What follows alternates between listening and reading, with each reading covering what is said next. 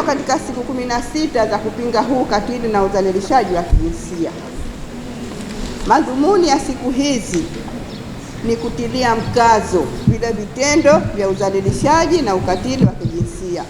Kama tunavyojua, ukatili wa kijinsia bado unaendelea, huenda ukapungua na ukaongezeka, lakini kipindi hichi tunachokwenda nacho yani vitendo hivi vimeongezeka kwa kasi, lakini waathirika wakubwa ni sisi akina mama, nyinyi vijana na baadhi ya wanaume, kwa sababu sasa hivi wingi kubwa vijana wa kiume ndio wanatizamwa. Tumefahamiana? Vijana wa kiume mpaka ukimgundua amefanywa vitendo ujue tayari ameshaharibika. Tumefahamiana? Tofauti na kijana mwanamke. Mwanamke unaweza kumgundua labda apate ujauzito, lakini mwanamume hata ukimwona anapunga ule mkono, tumefahamiana, ujue tayari ameshaharibika siku nyingi. Kwa hiyo na sasa hivi kuna vitu wanavifanza. Nyewe vijana wa kiume nisikilizeni, mnalazimishwa mwende gym. Tumefahamiana? Unapokwenda gym unajenga nini? Misuli, unakuwa bamsa, lakini huku tayari unafanywa nini? Vitendo vya ulawiti. Kwa hiyo utapokwenda gym, utapofanya vitendo vya ulawiti, sio akhlabu mtu kugundulikana. Kwa hiyo hiyo ndo sasa iliyopo. Watu vijana lazimishwa waende gym wakajenge misuli, na huku wanafanziwa ulawiti. Kwa hiyo vijana wangu wanaume, huweni makini, kwa sababu nyinyi ndiyo tegemeo, nyinyi ndiyo baba, nyinyi ndio wajenga taifa. Tunategemea sisi wazazi, tumekuzaeni watoto wanaume, ifike sehemu fanze nini? Muoe, muwe na familia zenu. Na sisi wazazi wenu tujinasibu, tumezaa mtoto mwanamume na tumepata wajukuu. Lakini leo wewe baba umeshakuwa unapunga mkono. La kwanza, mnatuumiza wazazi. La pili, wewe mwenyewe umeshajiumiza. La tatu, umeshatoka thamani, huna thamani tena.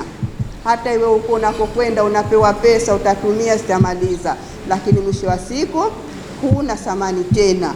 Kwa hiyo vijana wanaume, jitahadharini, jiandaeni, mnawindwa. Wako watu maksudi, wanaume tu wao, hawana haja ya kumtizama mwanamke wala mtu mwingine yoyote. Ameumbiwa vile, akili yake haifanyi kazi mpaka muone kijana wa kiume na afanye udhalilishaji au amlawiti. Ina mama tujitambueni, vijana tujitambueni, bado tuna safari refu huko tunakokwenda. Tunatakiwa tusome, tupate elimu, baadaye tukishapata elimu tupate wenza walio sahihi. Tusifukuzie mambo wakati bado. Utapofukuzwa chuo, utapoharibikiwa, nani utamlaumu?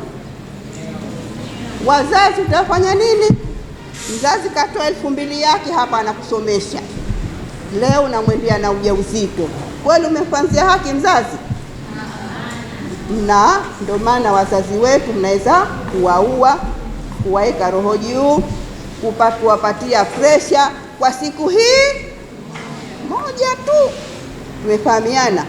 Kwa hiyo nalo litaka vijana, akina mama na akina baba, tujitambueni. Tumefahamiana? Umri huu kisha uharibu, umri huu mlio kisha uharibu, vijana wanasema ndo basi tena, kwa sababu umri haurudi nyuma. Unakwenda wapi? Unakwenda mbele. Wanawake, sio shida yako unamwendea mwalimu wa kiume. Mwalimu wa kiume ndio unaenda kumrahisishia. Na hii kujibebisha hii, yaani wanafunzi wa kike mnapenda, yaani mwalimu hana habari na wewe, mwalimu hana shida na wewe, lakini wewe unaanza kwenda kujirahisisha kwake yeye. Mwalimu atakuacha?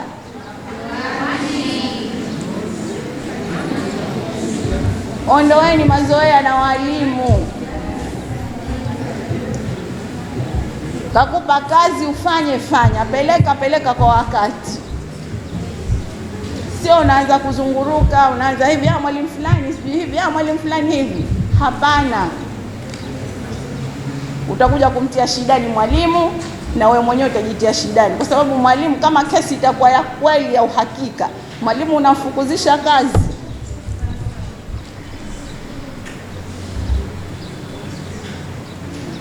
Kwa hiyo jitahidini. Kibanda cha mlinzi kile pale, hakuna mtu mwenye shida na mlinzi pale. Masharti yazingatiwe, bango lipo nje, msigombane na mlinzi. Bango nje lipo, linajieleza kila kitu, unatakiwa uvae nini, uwe vipi. Mazoea na walinzi mita 100, njia iko mbali na pale pako mbali. Hakuna sijui shida kwenda kutua chaji, sijui hakuna shida sijui nini, hakuna.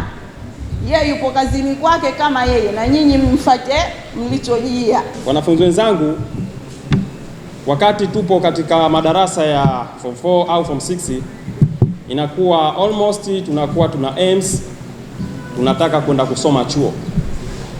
Lakini kitu cha kuzingatia na kitu cha kuweka katika akili, chuo kama ambavyo limepewa jina chuo, manake ni sehemu ambayo ni kubwa hiyo, na kuna mengi ambayo yanatendeka vyuoni.